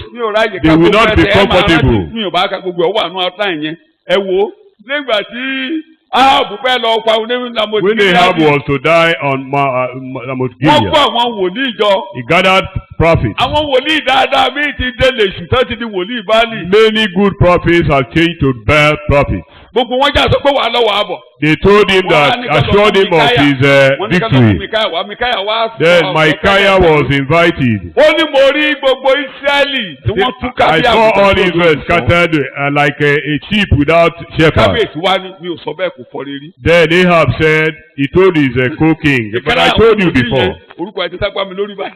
I told you before. Bẹ́ẹ̀ ló lọ sọ́dọ̀ Micaiah tó sọ àsọtẹ́lẹ̀ yẹn bẹ́ẹ̀ ló gbá lẹ́nu. And one of the. Ó ní mo lẹ̀ mí Ọlọ́run ó fi mí sílẹ̀ ó wá ń bá wọ́n sọ̀rọ̀. One of the false prophets. One of the false prophets slapped Micaiah that where has the spirit of God gone? Ẹ má gbàgbé tẹ́ ẹ bá ń ṣe nǹkan tọ́lọ́run ní kẹ́ ṣe. Àwọn tó kọ́kọ́ máa gbógun tì yín. Ní àwọn òjíṣẹ́ Ọlọ́run tó ti ṣubú nínú èrò. Ẹ má bá wọn jà o. If God is using you, the people that will first of all wage war against you are people that have derailed in their thoughts. Àwọn àlùfáà ló pa Jésù, àwọn ló jókòó. Remember the priest. Àwọn ni prosecutor, àwọn ni adájọ́. The priest killed Jesus. They persecuted him and they condemned him. So òun ni ẹ̀mí burúkú yẹn ló máa bà lé Jésù jẹ́ ká mọ̀ pé ó máa bà lé àwọn kan nínú ìjọ. Jesus made it known to us that some will accommodate such kind of spirit and they will continually wage war against those who God wants to use. Pilate knew that Jesus was killed because of envy. Some because of envy. This is the work of God. Nobody can exhaust it. You do your own and go away. Nobody can do yours to his with his own. tó ẹnìkan ò lè gbà tó o bá ti rérò rẹ èṣù ti gbà ọkàn rẹ If pẹ́ nìkan you fẹ́ have gbàṣẹ́ that lọ́wọ́. thought, the devil has taken control Ta of ló the mind. gbéṣẹ́ lé ọ lọ́wọ́ in the first place? Tán bá Who gbà. handed over the work to your hands? Ta ló gbélé ọ lọ́wọ́ tó fẹ́ gbà? Who gave it to Ṣé à ń pé gave ibi it to tí you that the devil wants to snatch away? Sọ́ọ̀lù rọrùn. That was why Saul entered into trouble. Ọlọ́run náà ìgbàláyè kó ṣiṣẹ́ ìránṣẹ́ kó parí ẹ̀ kó tó God máa lọ. allowed him to Ẹ̀ẹ́dẹ̀gbẹ̀rẹ̀ ló máa finish his kú. ministry. Kó ṣiṣẹ́ ìránṣẹ́ kó máa lọ. For him Ṣùgbọ́n to náà finish tó máa his jọba débà, ministry. ló bẹ̀rẹ̀ sí ní gbógun pé He started waging war against ẹ̀wọ̀n ní David. tán kan. That Èṣù onígbé yín wọ̀. may the devil not obsess you. Ordinary lè pé Dáfídì pa Gòláyà. Ẹ̀yin olùkábẹ́rì máa ń pé ògo ọjọ́ yẹn ta ló ní? Sọ́ọ̀lù ló lógo. Sọ́ọ̀lù ló lógo. Inú àkọọ́lẹ̀ rẹ̀ náà máa kọ́ sí pé Sọ́ọ̀lù ló kó wọn lọ sójú ogun. Who is David? Who is David? For David to have killed Goliath, I think the glory will be accrued to So Saul. gbogbo tó bá lọ lábẹ́ iṣẹ́ ìránṣẹ́ Naturally. lábẹ́ ibi tán bá ẹ̀ka ibi tán bá pín o sí tọ́lọ́run bá dédé gbẹ́ nìkan wò. The glory Ọlọ́run ló lògo àkọ́kọ́ but the honour is for those of you that are leaders there. If God uses anyone under you, God will take the glory. When and you see too. it, So you if you don't now need see it as a threat, to envy you the are in person. trouble. If you see it as a threat, you are in trouble. Tó o bá rí wípé àwẹ̀ ọwọ́ tá àwẹ̀ bá dé ìyọ́dà wípé ó You are already máa in yẹ trouble. àgámọ́ ń di wàhálà ti dé. Irú ohun táwọn sọ nìyẹn èrò búburú tó wọnú ọkàn nìyẹn. That is the Wọ́n type bẹ̀rẹ̀ sí of gbógun ti àwọn ènìyàn Ọlọ́run. they started waging war against the children of Ẹ̀rì tí God. mi ò lè sọ gbogbo ẹ̀ ẹ̀rì nígbà ọba Ahab tóun náà sí ọba àṣà ọba dáadáa. Look Ọba at dáadáa. Asa Èrò ló wọnú also. ọkàn rẹ̀ tó ṣì nù. Evil thought entered his mind. Ìgbà tí owó ò tí ì dé sọ́ra rẹ̀ o. When money hasn't come, Tí ogun Ethiopia dìde. an Ó Ethiopian máa ń sọ nínú ẹ̀kọ́. war Olólùwà arose. ó ní agbára láti ra alágbára Say you lọ́wọ́. God have power Ó to tún lè ra save the aláìlágbára mighty lọ́wọ́. and also Ó ní the àwa weak. kò ní agbára. We don't have power. Ọlọ́run dẹ̀ dìde ó ràn lọ́wọ́ wọn God ṣẹ́gun ẹ̀sìn. arose and helped him. Ọlọ́run á bẹ̀rẹ̀ sí ó gbó gbogbo òrìṣà kalẹ̀ ó yọ ìyá ẹ̀ láyà bá Destroy tó ń bọ̀ òrìṣà. all idols and remove his Orúkọ mother. ẹnì kejì tó tún jẹ́rú iṣẹ́ ìránṣẹ́ tó ṣe bẹ́yẹn ní ẹni tó tún ṣe iṣẹ́ ìránṣẹ́ tó tún ṣe tiẹ̀ lágbára ju ti ọba àṣà òní Josiah.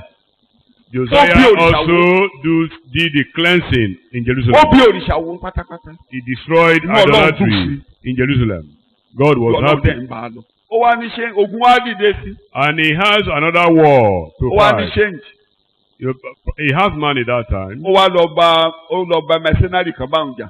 Went to get chartered soldiers, Ṣé mo fẹ́ ni mercenary Ọlọ́run bá fẹ́ soldiers. òun ló máa ń ṣe kéde. Someone that God Ọlọ́run bá likes, ránṣẹ́ he sí ọ láìsí chastises. ẹni o. If God Ṣé bẹ́ẹ̀ chastises kó sílẹ̀ kó you, wù? he likes you. He Ọlọ́run wá doesn't gbé want you wòlíì to kan die. dìde.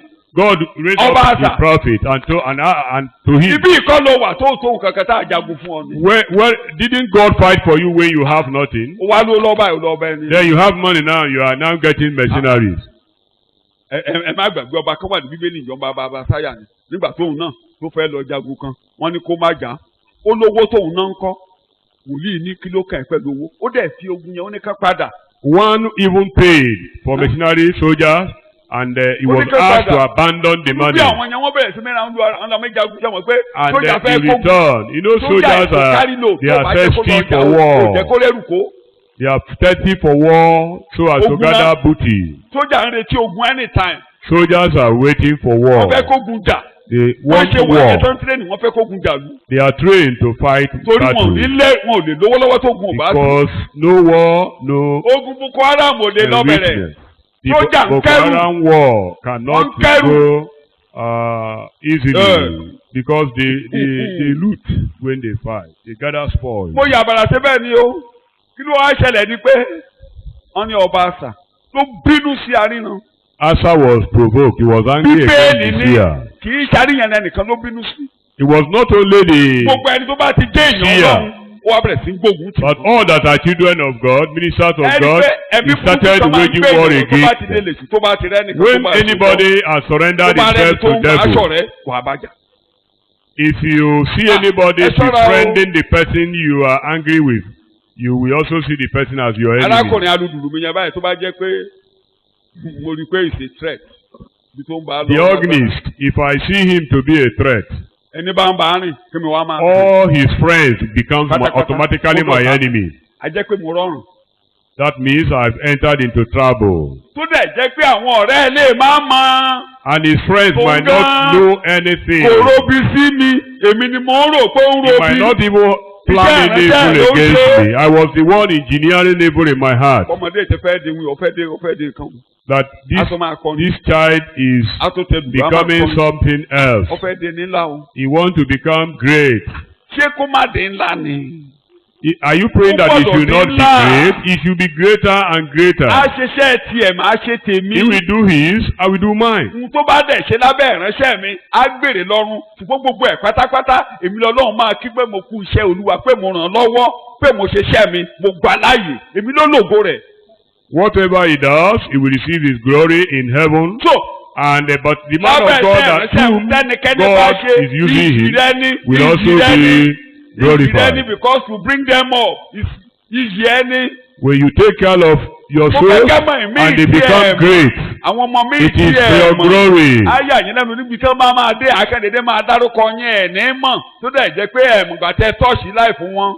There are so many people who touch their lives today and they become great tomorrow.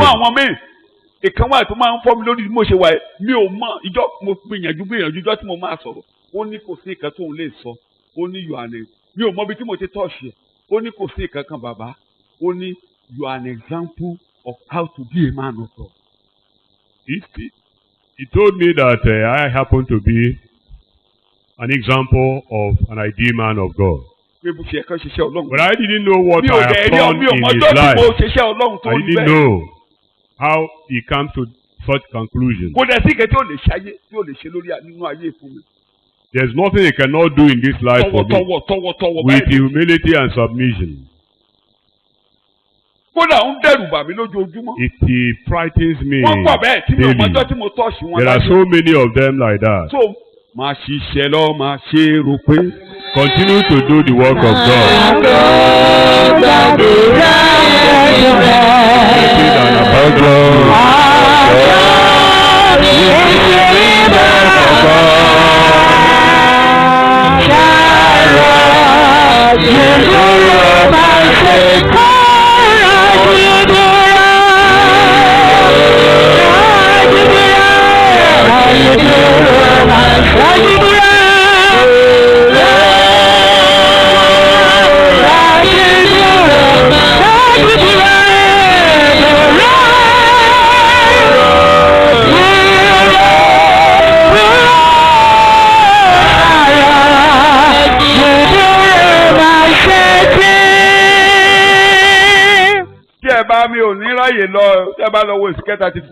Look at Ezekiel 34. Àwọn òjíṣẹ́ Ọlọ́run tó fọwọ́ tọ́ mi nígbà tí mo wà lọ́dọ̀ ìkànnù wọn. Minister of God that taught me while I was young. R.W. Shamba. Ó ṣe ẹ̀kọ́ kan. R.W. Shamba is one of them. Kódà ìwé ẹjọ́ mọ́lé mo tẹ́yọ̀ ẹ̀ God speaks to pastors. One of his texts titled God Speaks to Pastors. Tumba fẹ́ get it lónìí I only go to the website I will still get it there. So kò yẹn ò nira tumba tẹ́ bá fẹ́ rí ẹ lọ sí.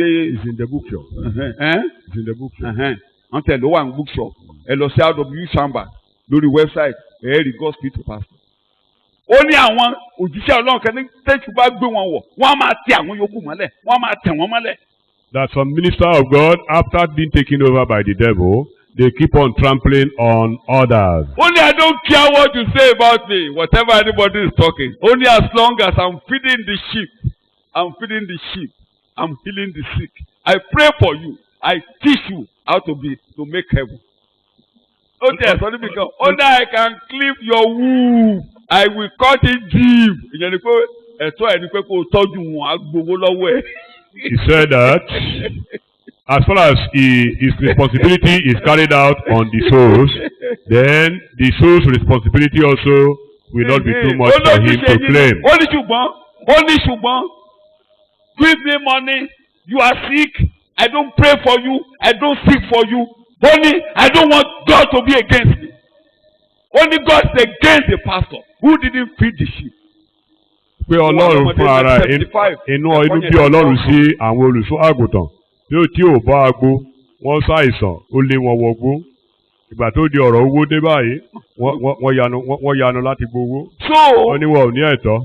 Ọmọ ọ̀dọ̀ búburú á sọ́ra rẹ̀ dolúwa gan lórí ìjọ èèyàn bíi Diotrephi. He will make himself like èèyàn God bíi in the Diotrephi. church, ọmọ in ọdún worship, ní Diotrephi nínú ìjọ. like àwọn tó Theophilus. orúkọ ẹ̀ ní kò ṣe kò jẹ́ olórí. He will not do anything good, and he will not allow those who want to do to do. bá a ti wà nípàdé tí wọ́n ti máa ṣe ó lè ní personally o. In any meeting. ó ti kó báwọn yòókù. He will now declare Irú that ẹ̀mí burúkú personally tó gbé he will Pétérù not wọ̀ do that. lẹ́yìn àjíǹde tó gbé Pétérù wọ̀ That tó ní. Peter was involved technically in such kind of behavior. mo sì fẹ́ lọ pẹja náà. He said, "As for me, I'm going fishing." ìgbà tó kó wa dé tí odò yẹn ó fẹ́ jẹ́ pé lára àwọn ibi tí kódà mi ò dúró olùkọ́ni mo ti fò lọ síbi odò olùkọ́ni ti fẹ́ máa ṣẹ̀kọ́ ìyàwó mi gan kélé mi etí odò bíi tí Pétérù ti sọ pé òun ti fẹ́ lọ We were pẹja. taken to that sea, Mediterranean Sea there, the Sea of Galilee, here and there. mo tẹ́lẹ̀ lọ. I went there to view the place where Peter was fishing. tó kọ́ ma àwọn mẹ́fà ló kó lẹ́nu. It took about 6 of irú them. wọn ni Diotrephi kò ṣe kò ní jẹ́ kó ṣe. He will do it, and he will hinder others.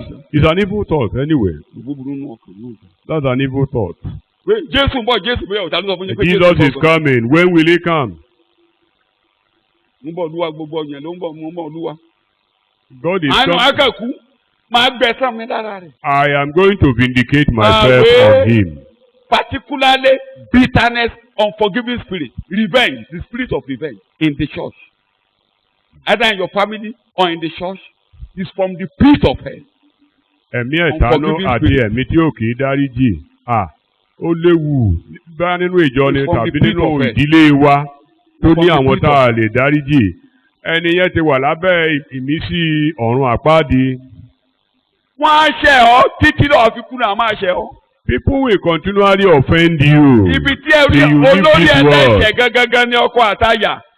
Even husband and wife offend each other on daily basis. Ẹ̀sìn mi darí gbó lọ. Even why aged. Tí ẹ bá dẹ̀ ti lè dárí jìra ní ẹ̀yìn méjèèjì àwọ̀. So you cannot forgive and forget. Pàápàá tẹ́ ẹ bá ń. The house will collapse. Bàtẹ́ bá ń tẹ̀ ní wọn lọ́wọ́. They are not reading the Bible, they are reading you. When they are reading you. When you gbàtẹ́ bá ti ń bójútó àwọn ọmọ yẹn láti kékeré ẹ̀yin gan ni bíbélì tí wọ́n ń kà. Ọmọ kan náà ló ń sọ lọ́jọ́ kan. Ó lé èèyàn ò lè ṣàgbàgbọ́ lé wọn o. A child said it one day that nobody can practice Christianity in the bàbá house. àwọn àti ìyá wọn bá rẹ́rìn láàárọ̀ ó ní kó tọ́dọ̀ sọ ó lè pè fúnfún náà máa fi bára jà. That if the parents laugh at each other in the morning, in the evening they curse one another, and yet they listen to teachings of the pastor. That he likes to accept Jesus, but not now. Why? Because the house is hostile to the gospel. So, you want to revenge. Wọ́n náà fẹ́ gba tiẹ̀. You want the children are watching you. Children are watching. Títí ẹ fi kú lọ kọ ní a máa ṣe wọ̀n. Till you die, your husband will be misbehaving and likewise the wife. Kò sẹ́ni tí ò lè ṣe wà. Everyone is full of mo ti máa sọ ní gbogbo ìgbà ṣe làwọn máa fi mí rẹ́rìn-ín. Àní ṣe ni dájú pé yín mára torí mo máa ń tagbọ́n sọ̀rọ̀ ara mi tí ò ń bù mí mo máa ń tagbọ́n sọ̀rọ̀ ara mi wà á ti máa gbọ́. Pọ̀pọ́ mi mo fẹ́ dọ̀rọ̀ ní suwiti mi kò lè tó yẹn suwiti mi. Mo bá kú lóru ojú tó máa ń kọ́. If the person dies before tomorrow, what do you think will happen? Arábìnrin kan àjọ ṣiṣẹ́ mo ti sọ lójú yín rí. I work together with a particular sister. Mo ti sọ lójú yín rí. Orí títí òkè ṣáyé ni wọ́n ti ń lọ tí mọ́tò wọn fẹ́ gbaná níwájú ògbókun high school bẹ́ẹ̀ yẹn tí ìyàwó yàjọ yá kékanjú ọkọ ló ń wakọ̀ ọkọ ti ṣílẹ̀kùn ọkọ ti ṣí bọ́nẹ̀tì ìyàwó ti ṣí bọ́nẹ̀tì sókè báyìí ó yọ orí bátìrì kí mọ́tò máa gbé ná she was shocked mọ́tò gbèdé Wesley she died. The sister was shocked and she was 35 by removing head of the battery of their vehicle. She left 6 children. 4 girls, 2 boys. Ó ṣe degree sọnù. Kò tí ì lọ ṣe graduation. Ọmọ ọdún márùndínlógójì ni èrò ọmọ mẹ́fà. Kí ló hì tì mí níbẹ̀ tó fún torí ìkan máa ń mú mi mo máa ń kẹ́kọ̀ọ́ ọkọ yẹn wọ́n fẹ́ràn mi mo close wọn kọ I ọkọ wa- fún mi wọ́ yàrá. What challenged me was that Gbogbo èèyàn kí tó ń lọ ó ní kí n I máa. went there and the husband Ó took ní me pastor. inside his room. He said, Pastor, Ó ní my greatest joy. Ó ní kò sí nǹkan kan láàrin wọn àti ìyàwó. he Ó ní said, there is no. Ó ní kò sí kíní kẹta sọ pé a máa parí ìjà yẹn tá a bá padà sí gbòòrò dé. he said there was no unresolved crisis Ó là mú between happy. them. Lọ́nkó. That he was glad that the wife has gone Màá lọ home. náà jẹ́ ká dé. Ah!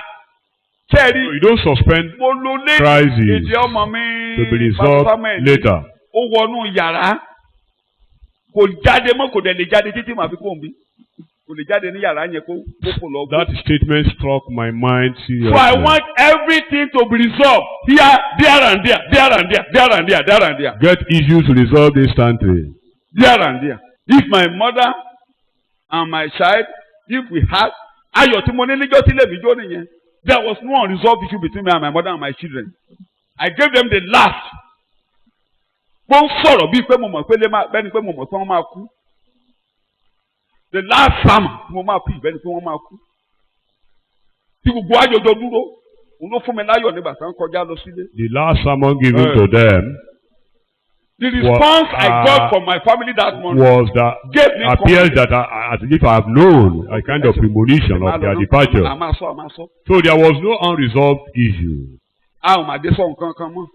but nothing to be resolved Oh, my again. phone, come on. Nothing, no chance for that again. A sọ nǹkan kan mọ́ lẹ́yìn àdúrà àárọ̀ ọjọ́ No Monday. chance again. Tóníkàlùkù ti kọjá lọ, a ò máa sọ nǹkan kan mọ́. Kódà a máa padà sún lẹ́yìn mọ́. Nothing. We Almost did not over a even year. go there to sleep again. After 6 months, la tó padà sọdún ládùúgbò yẹn. We returned there You after lay 6 down, months. so- But until that after a house, year. no. No unresolved issue. So, ìsọkàn, Jésù ń bọ̀. Jesus is coming. tiẹ̀ léde. So finally, wọ́n ní ẹni bá yàtọ̀ ṣe rí gbogbo àwọn tó bá ti ń ronú pé Jésù ò ní dé, wọ́n á dé. Number one, wọ́n á dé lèṣù. Èkejì, wọ́n á tiẹ̀ lórí oníbàjẹ́. Anybody that Wọ́n á mú ògógóró. those who might imagine that Jesus will not come, they will become devilish and Ẹ má jẹ́ ó yà wicked. yín lẹ́nu pé àwọn There is no sin they cannot pastors commit. ti mú bíà gidi. Don't be surprised that many pastors are involved in alcohol, Olè ń lọ, olè. stealing here and there. I won't be going into details of that. But kó yé wa dáadáa pé immoral behaviour will come in. The moment Ìwà ìbàjẹ́, ìwà ẹ̀gbin, nǹkan tó ń mú yàn lókun ni pé awọlé wa. bàbá wa ń bọ̀, Jésù ń bọ̀, Jésù ń bọ̀, Jésù ń bọ̀. Òun ló ń jẹ́ ká ṣọ́ra. Àbí? The greatest purifier is the great expectation of his Òun coming. ló ń fún wa lókun náà ó. That's the hope Kó máa dé láì. that drives us in times of crisis. Bẹ̀tí ìrètí yẹn bá ti kúrò nínú. But once the hope is gone, Bí èpè ni bàbá Paul ń sọ fún Timothy nígbà táwọn tó fẹ́ bàjọ́ Éfésù jẹ́. Ìjọ Éfésù ló ṣe kọ Timothy ìpínlẹ̀ orí kejì pé kó lọ bójútó nǹkan tó wà ní Éfésù kó lọ put one in order. Báwọn kan wà ń bẹ̀ enemy àti ọ̀rẹ́ ẹ̀ wọ́n ní ó sọ pé àjíǹde ti kọjá. Wọ́n bí ìgbàgbọ́ some in the Ephesian church were preaching that resurrection has passed, and that could be very dangerous to the church. No resurrection, then why do we go to church? So bàbá wa ń bọ̀ láìpẹ́. Our father is Bẹ́ẹ̀ ni ọmọ coming ọ̀dọ̀ shortly. búburú. The wicked Ẹ̀yin náà ti máa servant. ka a parí ìrìn àjò rẹ̀ pẹ̀lú aláìsàn. He will end his journey with Torí ó unbelievers. ti fi iṣẹ́ Olúwa sílẹ̀ kò sí kẹ́ tó máa gbèrè fún ó ti dé lè tú kalẹ̀. He has become devilish. Ọmọ mi ló sọ̀rọ̀ ó ní kò yẹ kí èèyàn gba ṣọ́ọ̀ṣì lọ sọ́run àpáàdì.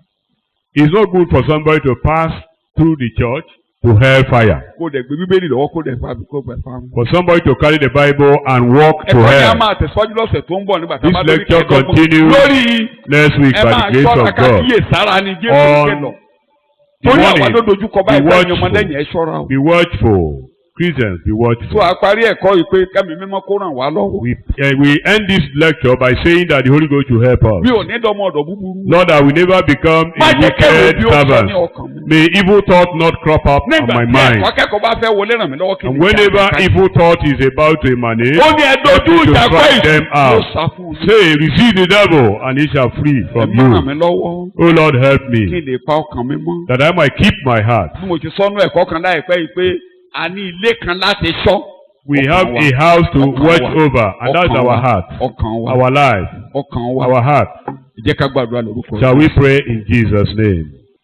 Heavenly Father, we thank you for the word, the message for the hour, so that we will not dwindle, we should not go down spiritually, become an unbelieving believer in the church, begin to destroy the souls that Jesus died for, and to become a hindrance to our family members who are unbelievers to come to our church. When we begin to live our lives in such a way that our family members extended families who are unbelievers cannot come to our church, then we must resolve it.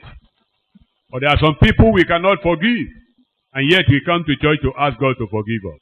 Lord, we ask that you give us grace to take care of our hearts and do it the way you want us to do it, so that at the end we will not regret. Oh Lord, help us in Jesus' name. Amen. Help us in Jesus' name. Amen. Help us in Jesus' name. Amen. At the end, we will not regret. Amen. In Jesus' name, I pray. Amen.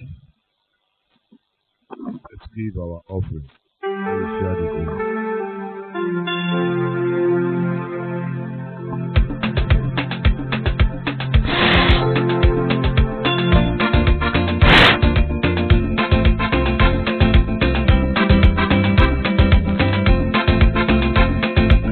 Ìyìn ògo fẹ́ni tó kú káwọn lè rí àgbẹ̀ ọ̀gá bàbá Olúwa. Ìyìn ògo fẹ́ni tó kú káwọn lè rí àgbẹ̀ ọ̀gá bàbá Olúwa. Ìyìn ògo fẹ́ni tó kú láti gbà wá là àgbẹ̀ ọ̀gá bàbá Olúwa. Ìyìn ògo fẹ́ni tó kú káwọn lè rí àgbẹ̀ ọ̀gá bàbá Olúwa. Ìyìn ògo fẹ́ni tó kú káwọn lè rí àgbẹ̀ ọ̀gá bàbá Olúwa. Ìyìn ògo fẹ́ni tó kú káwọn lè rí àgbẹ̀ ọ̀gá bàbá Olúwa.